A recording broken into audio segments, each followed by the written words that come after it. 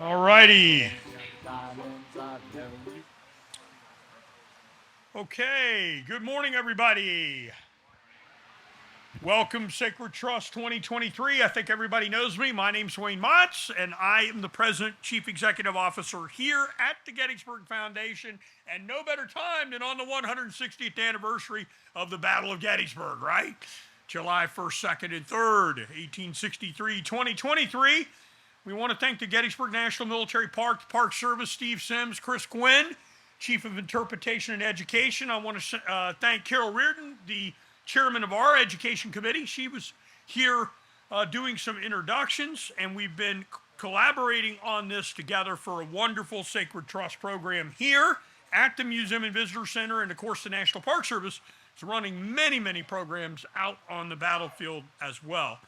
We always pride ourselves on getting speakers from all over. Yesterday, Dr. Allison Johnson came all the way to us from California, and our speaker this morning is coming to us from Missouri. So we've got everybody that's somebody related to the Civil War here at the Gettysburg Foundation and at the Gettysburg National Military Park. So let's tell you a little bit about the topic we're going to have that Dr. Bever is going to talk on. Soldiers in the Civil War drank liquor. In a myriad of debates ensued over whether or not troops could drink and be patriotic men. These conversations over drinking intermingled with discussions of class, race, and ethnicity, and soldiers and civilians argued with each other and among themselves. Did service to one's country during the time of war require sobriety? Americans disagreed. Isn't that, do we think that's any different, right? Americans disagreed on that point. All right, well, let's talk a little bit about our speaker. Dr. Megan Bever is a Ph.D. Associate Professor of History and Chair of the Social Sciences Department at Missouri State University. She also serves as Vice President of the Sherwood Raider Farm Civil War Park. She is the author of At War with King Alcohol, Debating Drinking and Masculinity in the Civil War, published in 2002. That book will be on sale immediately after this talk, and you need to run in and get your copy, along with the other things. Where she also is the co-editor of America Discord, The Republic and Its People in the Civil War Era, 2020, and The Historian Behind the History, 2014. So help me welcome Dr. Megan Bever. All righty. Thank you.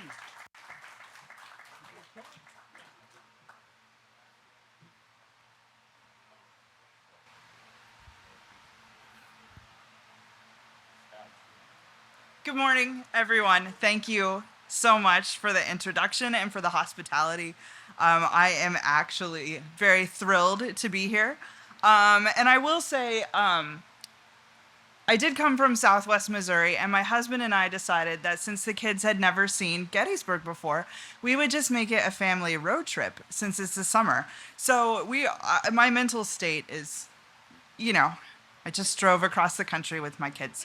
So I won't say I'm as mentally burdened as Meade, but there's just there's a mindset here.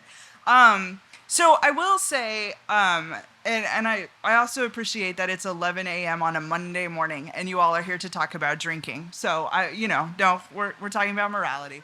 I know that we're at Gettysburg, and I do understand that it's the 3rd of July, but I am going to begin my talk today by taking us to the immediate aftermath of Chancellorsville. And I know I'm from Missouri, but I recognize that Chancellorsville is not in Pennsylvania. So I have a good reason, I really promise I do, because I want to begin today by talking about William Jennings and Hiram Alleman. Their pictures are up here for you, and some of you may know that they were commanders of the 127th Pennsylvania. This regiment was organized in Harrisburg in August 1862. It had defended Washington, D.C. before it was attached to the 2nd Corps of the Army of the Potomac, and that's whom it was fighting with at the Battle of Chancellorsville. And the reason I bring up Jennings and Alleman for you today is because they were teetotalers. After the Battle of Chancellorsville, there were orders in the Army of the Potomac that men in the Second Corps should be regularly supplied with whiskey. And there was a good reason for this. It was used to combat exposure, fatigue, and illness. But both Jennings and Alleman refused. They disobeyed orders. This could have cost them their commissions. But according to the regimental chaplain, both officers stood firm as a rock and prevented their soldiers from being posited with their abominable whiskey rations. From the regimental chaplain's perspective, both Jennings and Alleman stood in uncompromising opposition to this curse of humanity. They were moral heroes in his eyes, and they kept their men fighting fit by keeping them sober. Now, before I go further, I do have one notation, just in case any of you are experts on the 127th Pennsylvania. There was one exception. Jennings and Alleman truly do have well-known reputations for sobriety, but one time when their men were building a bridge to cross the Rappahannock, they did let them have a whiskey ration, but it was such a one-time weird thing that the chaplain noted it with some confusion. But otherwise, these two required sobriety for themselves and for their men to the extent that they were willing to disobey orders to keep liquor away from their regiment. And Alleman at least was clear about why. He said that officers who drank were unfit to command our brave, patriotic men in battle because intemperance repeatedly wrought disaster and caused blunders and mistakes on many a bloody field. Winning the war required sobriety because it required a clear head. And soldiers who were brave and patriotic deserved to serve under officers who would lead them wisely and soberly. So Alleman and Jennings are not alone in their opinions about the link between sobriety and success in the war. Many civilians and also plenty of soldiers and officers in both the Union and the Confederacy believed that the war required moral heroes as well as martial ones. Or perhaps a better way of putting it is that one couldn't even become a martial hero without also being moral.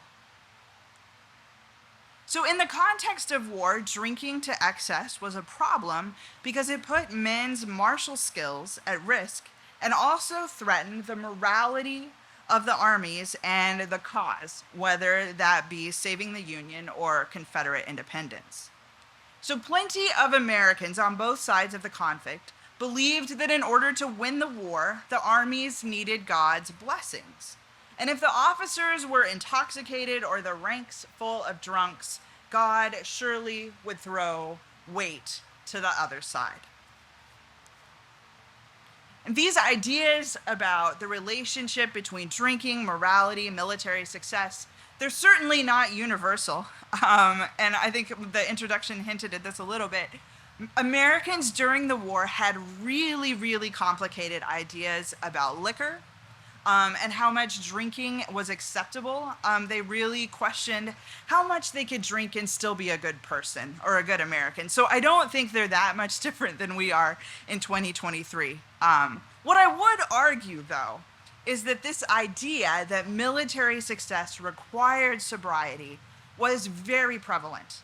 And it colored the way a lot of Americans, especially American men, understood the conflict. So today I want to focus on this idea of martial and moral heroes. So I'll begin by looking at the importance of sobriety among soldiers, especially as men headed off to war. Then I want to look at how these ideas play out in the ranks when soldiers debated for themselves how much they could drink before they sort of jeopardized their status as patriotic Americans. And then finally, I want to look at the relationship between sobriety, success, and heroism among military leadership. And I'll say as we get started, because we are gathered in Pennsylvania, I will try to include many voices from this state when I can, although we'll be looking at the Union and the Confederacy as a whole. So, Let's start with the importance of sobriety. When men march off or mobilize for war in 1861, there were plenty of newly enlisted soldiers who put sobriety first because they believed that it would make them good soldiers. Joining temperance regiments proved to be one option. In the Confederacy, the Oxford Greys from North Carolina all signed pledges to abstain from alcohol during the course of the war. Wishing to go at it cool, the men determined to give old Abe and his man Scott a warm salutation.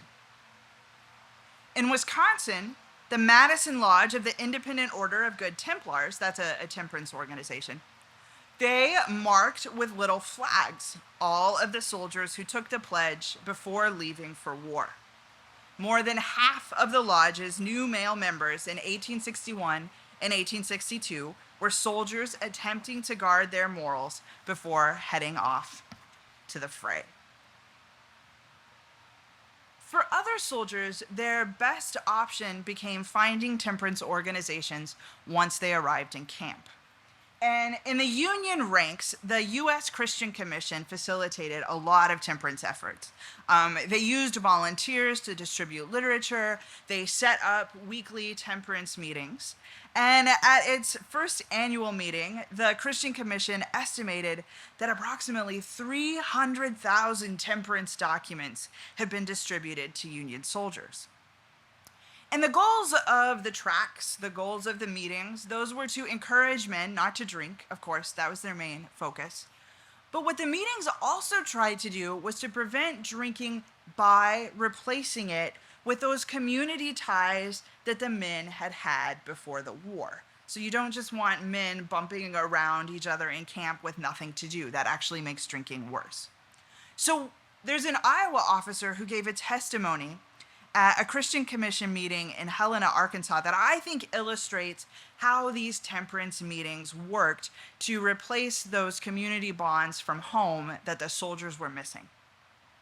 So before leaving for war, this Iowan, like plenty of other men, had promised his wife that he would maintain his Christian character unsullied while he was at war. Military life took its toll. Irregular church services, there was coarse company, a lot of swearing, that led to drinking, that led to gambling. And thinking of his wife at home just made it worse. So the soldier became disappointed in himself. He drowned his thoughts with liquor every morning. And reading between the lines in his letters, his wife figured out what was going on. And she reminded him in her letters, it's just maybe a little bit too pointed, but she reminded him that death awaited him, probably because he was at war, and that unless he changed his behavior, hell might await him as well. So this, I think, had the desired effect, I guess. He was shaken by his own behavior, by his wife's warning, and he went to the Christian Commission's temperance meeting and confessed his vices to the whole group, and then vowed publicly to stand up for Christ as valiantly as for my country. And the volunteers who were with the Christian Commission in Helena, they noted that the war had disrupted this man's family influences, and that he had been once a strong man, and he'd been broken down by the isolation and by the carnage of war, and that had led to his intemperance. And I think the Christian Commission had the benefit of a very large organizational apparatus, but there were plenty of federal and Confederate chaplains who established camp temperance clubs on their own. They were hosting weekly services. They encouraged enlisted men and officers to sign pledges. The chaplain of the 5th New York Cavalry actually drew crowds with his temperance meetings. His chapel became completely jammed as men sat for hours on end. They would listen to lectures on the risk of intemperance to both their physical and their moral health. Less than 10 days after his club formed, more than 90 soldiers had signed his pledge, And his club was so popular that it spread to an Ohio regiment camped nearby. Getting soldiers to sign these pledges, and I put an example of one up at the top so you can see what they look like. Getting them to sign pledges to abstain from drinking liquor, at least for the course of the war. That was the compromise. This was one of the assurances of morality that temperance advocates hoped to secure. And this tradition of pledges predates the war. That sample pledge actually comes from before the war. This has been one of the hallmarks of antebellum reformers. They are encouraging converts to cold water to sign a pledge. It's really an oath to abstain from all spirituous beverages. And reformers considered these pledges to be binding. They called them moral suasion. There are some soldiers who get confused about their pledges. There's one poor guy who signs the pledge but doesn't realize it includes cider and writes this long letter home to his mom. Like, I'm so sorry, I didn't know. I thought it was just hard liquors. I accidentally drank cider. I promise I won't do it again. I don't know if he really misunderstood or not, but he was convincing to his mother. But for these pledges, again, it's the chaplains in the regiments and then the U.S. Christian Commission as well. They are trying to get men to sign these promises. One station leader with the Christian Commission in Virginia estimated that he had gotten 3,000 men to sign pledges. And then the official report from the Christian Commission lists 3,700 men. So it's hard to know. Volunteers at Fort Leavenworth report similar successes of many hundreds signing pledges. There's a temperance crusade in Washington where 50 soldiers sign. And I think these pledges have symbolic importance. And I do think that the soldiers take them seriously, but it's really the only evidence that volunteers or reformers have that men are choosing not to drink. In one example from the 62nd Pennsylvania, the colonel of the regiment, Samuel Black, and 34 of his officers signed pledges. And officer signing is a little bit significant. And they kept these pledges with unswerving fidelity. Black actually is shot in the chest while leading his men. And the fact that he died sober and without a groan, those both earn special mention in his New York Herald obituary. So the martial and the moral heroism there go hand in hand when people are mourning Colonel Black and others who are temperance soldiers. I think reformers on the home front and maybe also in the ranks, they are truly worried that the military would undercut its own war effort, whether that effort be Union or Confederate, with liquor rations. So liquor rations, again, they are a part of military life when the liquor is available. Having soldiers take rations when they're exposed, when they're doing fatigue duty to ward off malaria, those are all official uses of liquor. But civilians don't like this. And one Pennsylvania woman actually wrote a poem. It's not in order, but it's displayed up here, excerpts of her poem, where she expressed her desire that other Northerners share, that the military would withhold whiskey rations so that their cherished ones would fall nobly facing rebel guns as good men and temperance sons. It's got a nice rhyme.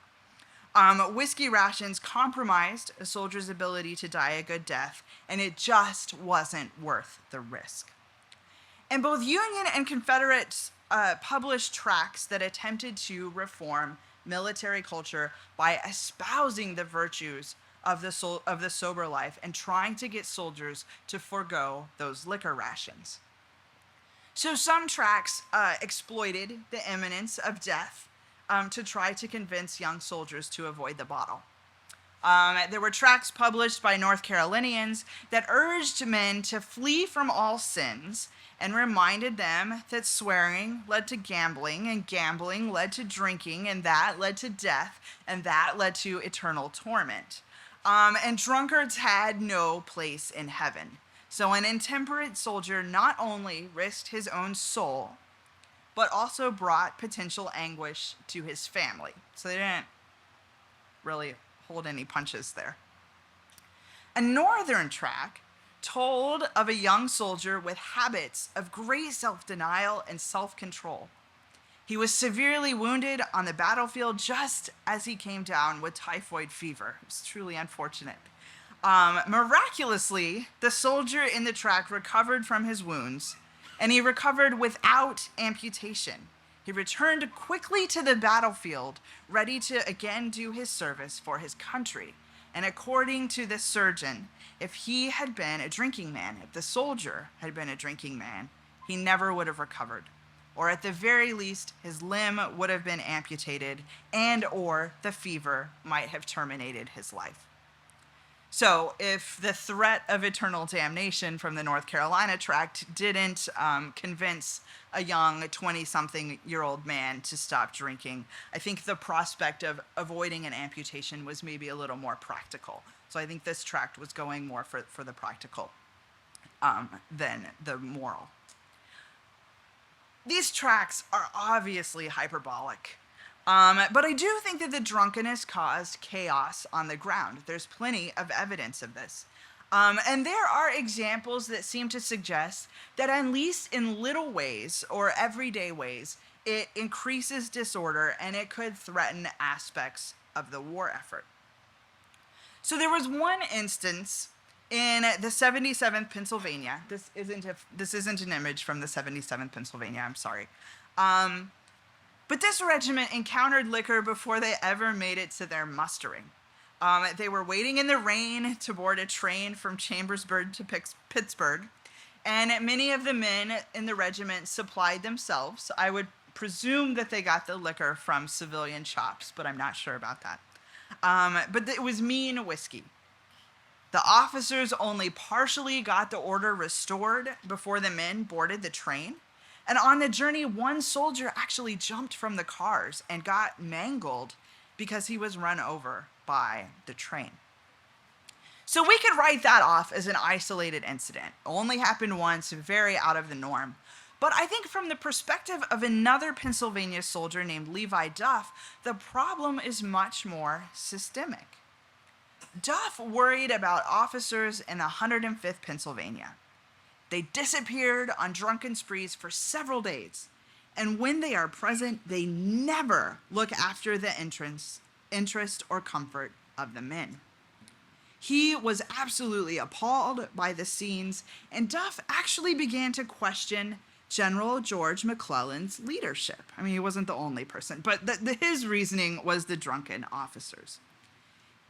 The idea that more important tasks prevented McClellan from noticing the drunkards in his own army carried absolutely no weight with Duff. They stare him in the face every day, he remarked to his wife, and unless he is blindfolded, he must see them. When Pennsylvania reserves became mutinous after the Second Battle of Bull Run, Levi Duff again lamented that the young men were about to prove a great disgrace to the state because they were drunk and disobedient. So the question really is where to draw the line on drinking. Duff obviously would draw it at none. That's where he's at. But a lot of soldiers and officers really didn't believe that complete sobriety was practical when they were at war. And again, they base their liquor usage off of these official regulations, but there are lots of soldiers and officers who drink when they feel sick, when they feel exposed, or when they feel fatigued. And as you can imagine, most of you know quite a bit about the war. One of those three things is usually true when you're a soldier. So you can really expand those military regulations to drink acceptably in your own mind whenever you need to. So I think they create these unofficial guidelines about how much drinking is too much. And their guidelines are not the same as temperance reformers. But even when it came to their health, soldiers use a bit of caution. They're still trying to find that line between drinking for their health and for their own care, and then drinking too much excessively where it becomes a problem. So there were soldiers at the hospital in York, Pennsylvania, who vowed not to drink any intoxicating drinks unless ordered by a proper medical authority. And this, they signed pledges to that effect that they published in the hospital newspaper.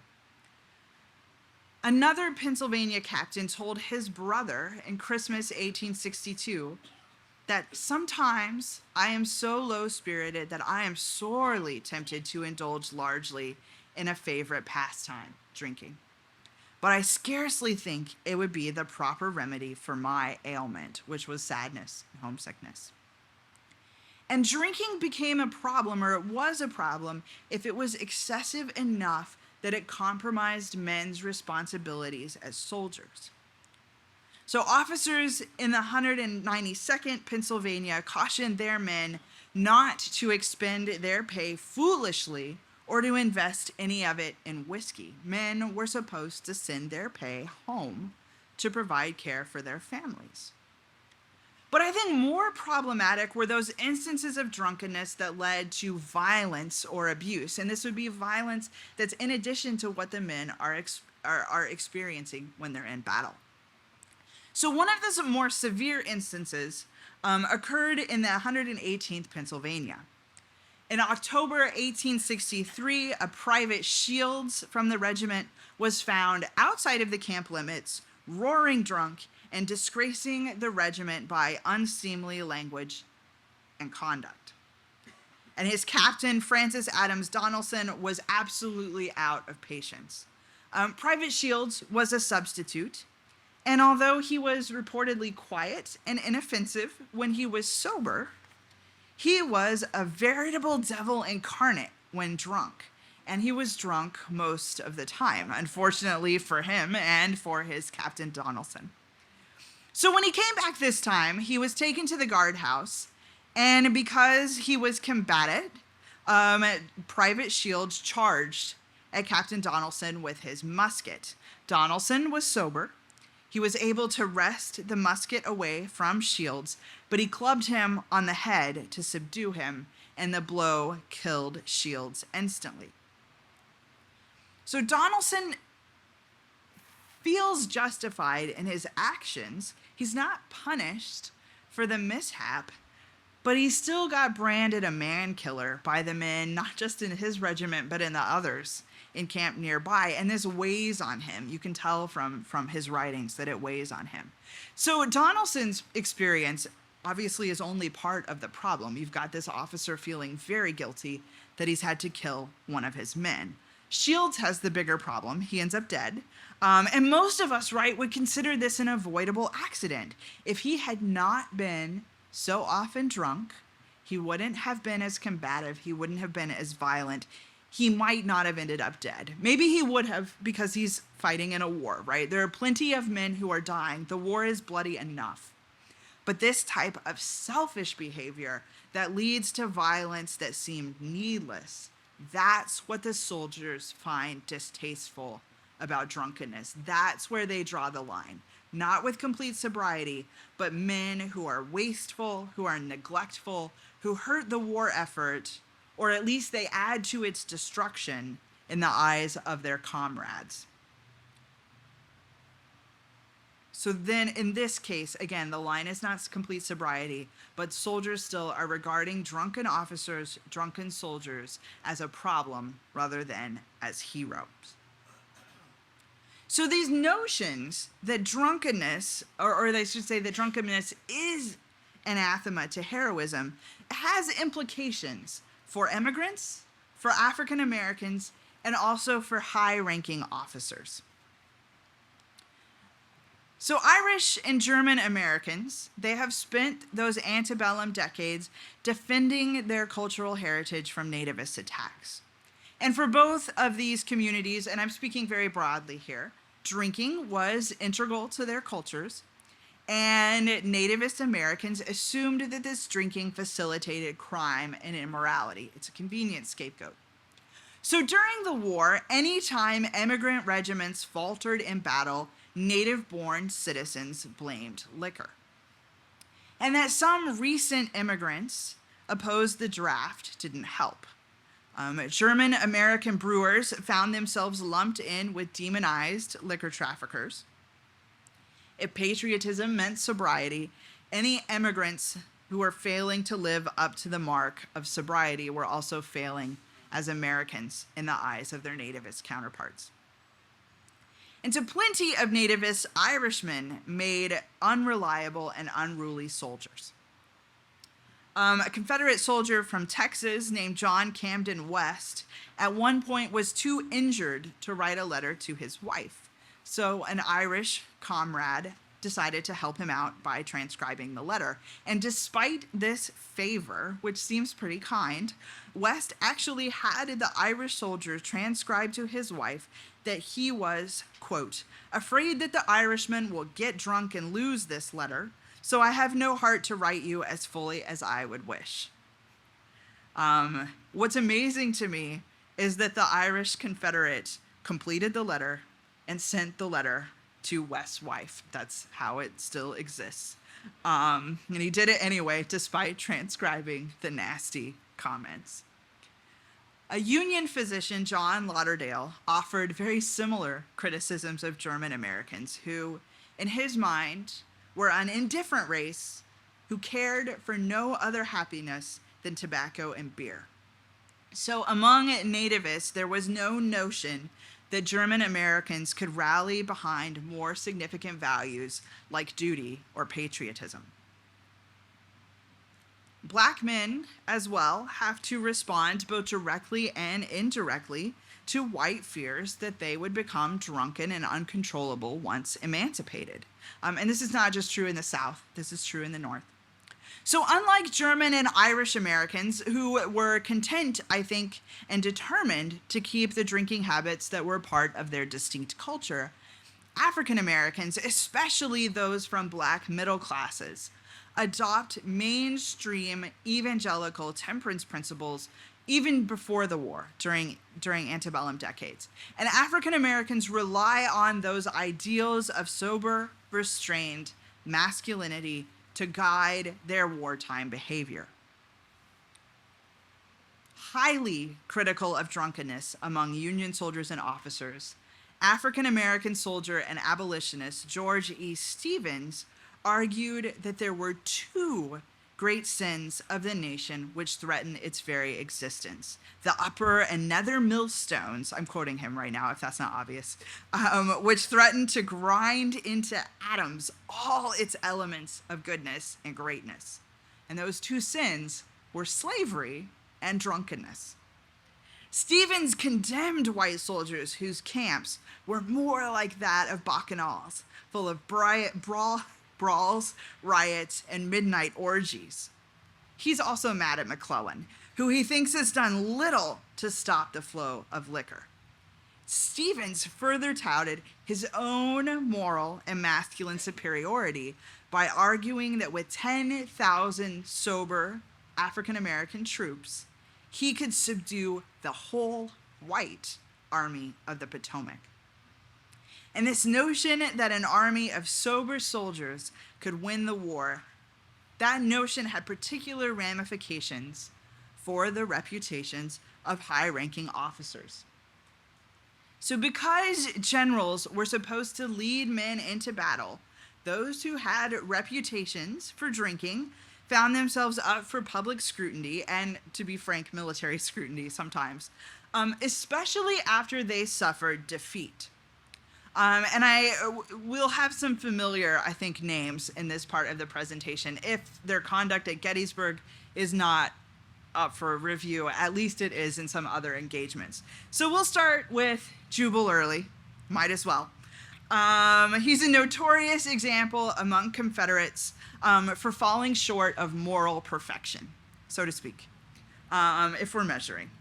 He had a fondness for women, apple brandy, colorful language. He liked all of the things. Rumors of heavy drinking followed Early throughout the war.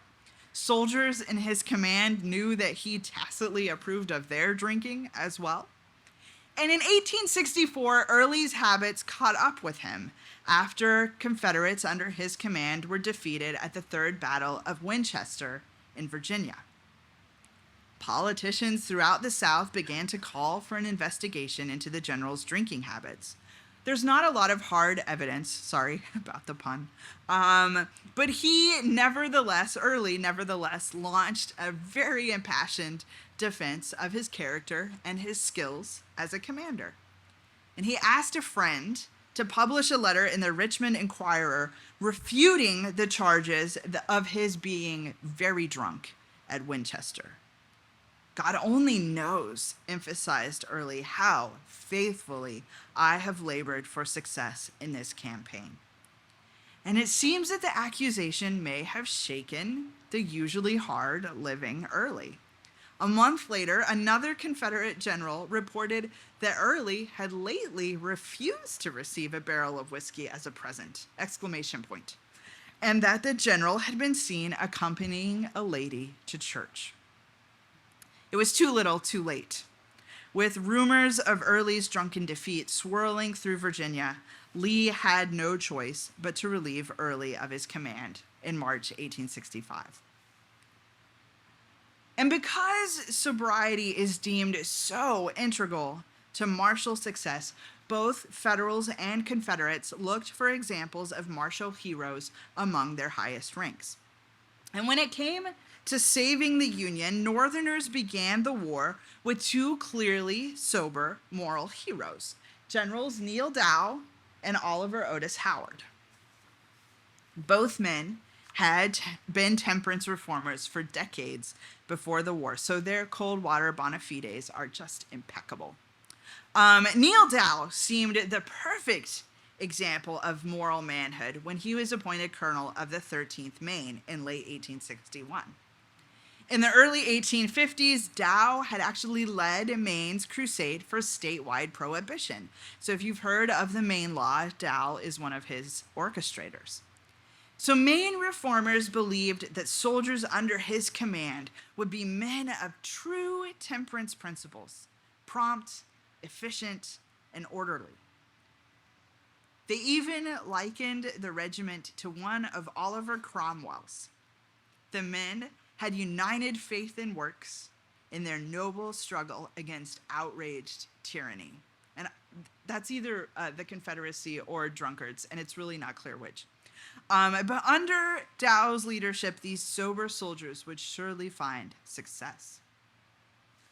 For his part, Dow became the eyes and ears of the Journal of the American Temperance Union. He corresponded regularly with updates on the state of morality among the troops. He applauded reformers' efforts and encouraged them as they worked diligently to rid the Union Army of, quote, that terrible enemy to the soldier that kills far more of them than fall on the battlefield. Again, we're not talking about rebel soldiers. We are talking about alcohol. So temperance reformers were not surprised at all when Dow was promoted to brigadier general. But when he was relegated to a command at Ship Island in Mississippi, they complained about the lack of opportunity that position afforded him. And they concluded that wine and brandy drinking officers had colluded to thrust Dow into the background away from major military actions because they hated his temperance principles. After Dow was captured and imprisoned in Richmond, reformers continued to worry. They thought undoubtedly his imprisonment was humiliating and trying. They're certainly not wrong about that. But their reasons are that Dow had strong anti-slavery principles that would expose him to deep hatred of the rebels. Again, probably not wrong. But that his temperance principles would expose him to the cold shoulder of many other officers, other Union POWs. Dow, I think, becomes this invaluable representative for the temperance cause because he is constantly fighting two enemies, rebels and then northern drunkards in the ranks. And from the perspective of temperance advocates, any misfortunes that Dow experienced came from those threatened by his temperance rather than from any professional or personal shortcoming he might have had in the context of war. In the state of Maine, it seems it had absolutely no shortage of these exemplars of morality and sober masculinity.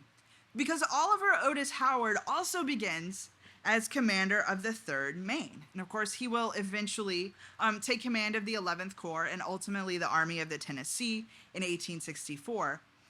And Howard hated 2 things: drunkenness and profanity. He regarded these 2 vices as the worst enemies Union soldiers would encounter. I think his intolerance for both makes him a useful ally of chaplains and reformers in the field. They really like him. They have no trouble convincing him to prohibit the commissary from selling more rum, which reformers concluded was probably full of poisonous strychnine. I don't know. Howard also won plaudits from abstainers on the home front. They were willing to overlook his military shortcomings. Early in the war, Howard gains notoriety for fighting bravely, first at the Battle of Fair Oaks, where he's wounded, and then again at Fredericksburg.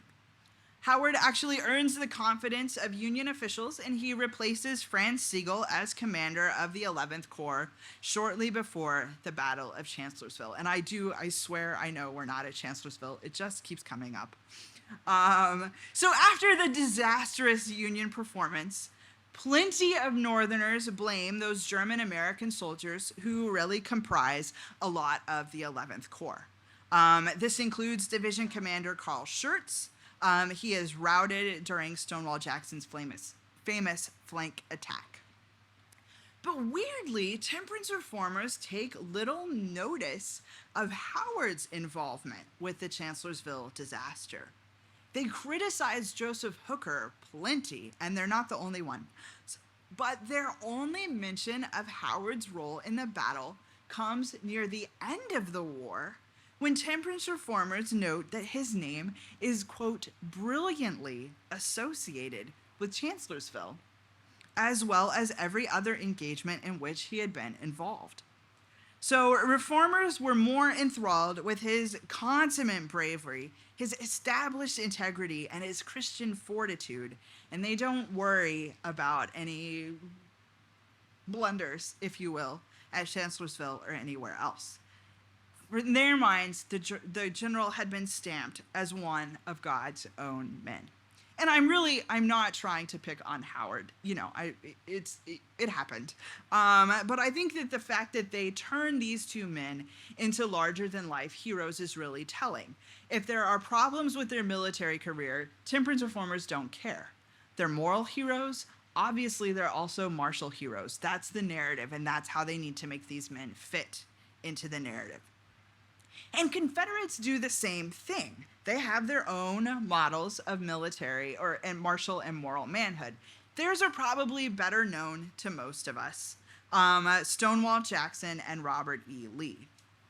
And I will note before I begin this portion of my talk that the images of both of these men have been manipulated by hagiographers since the war's end. They have, those moral characteristics have really been amplified. But what I will say is that despite that amplification after the war, both men's aversion to liquor has been well noted by historians. Soldiers and civilians also praised the generals. It was noted at the time.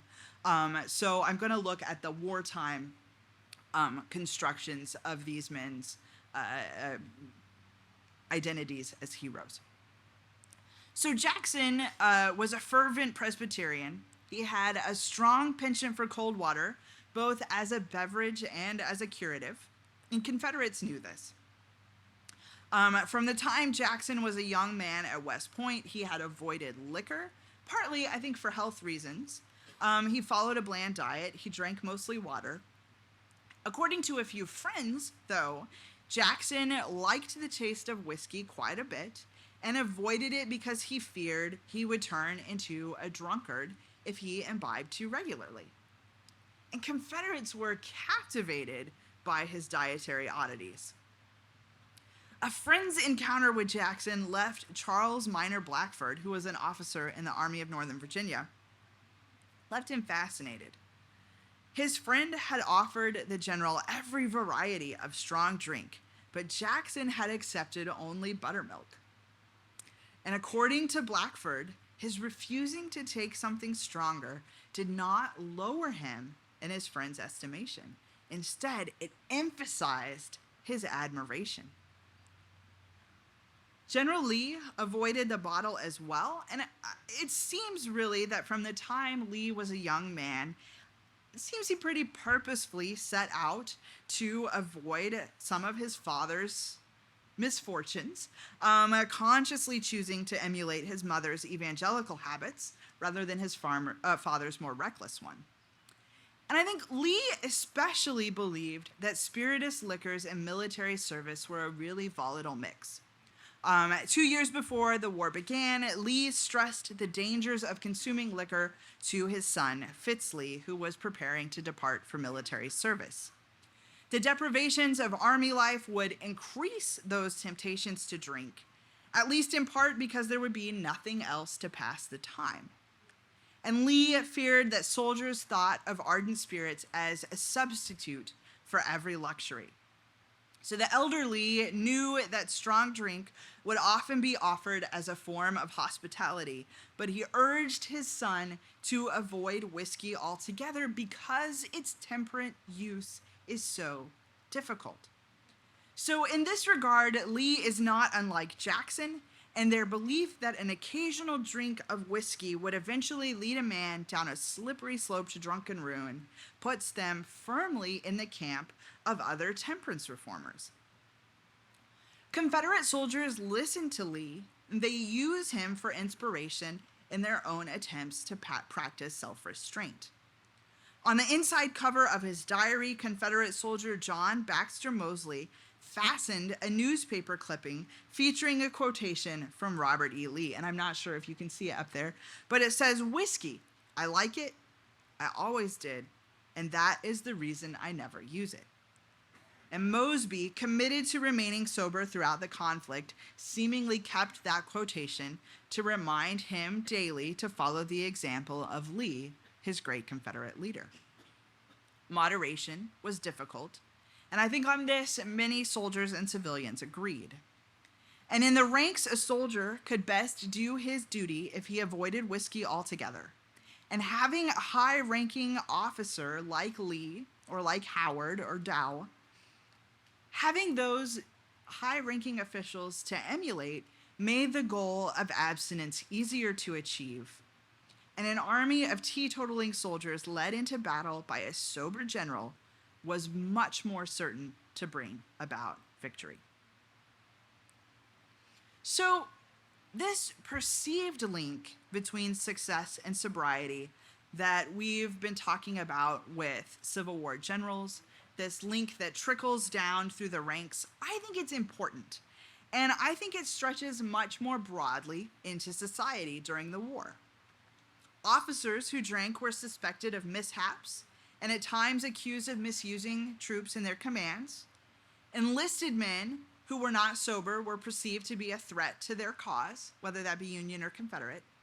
And civilians who were drunk or otherwise participated in manufacturing and selling liquor were likewise endangering the nation. There's a lot of evidence of that. So in short, what happens is that people who drank anything, especially people who drank too much, were bad Americans.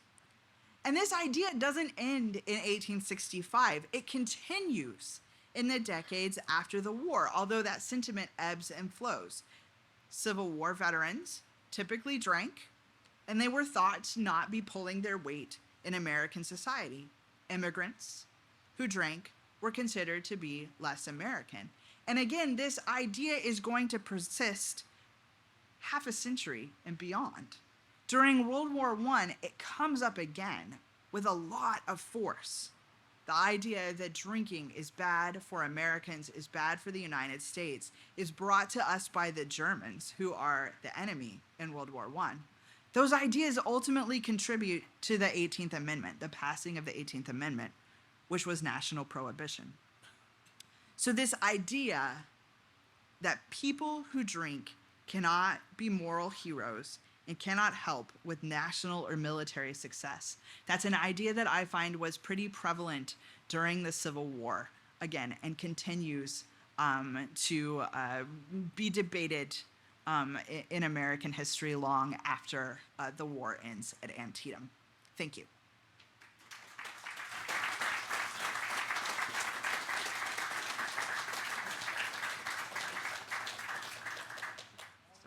Great.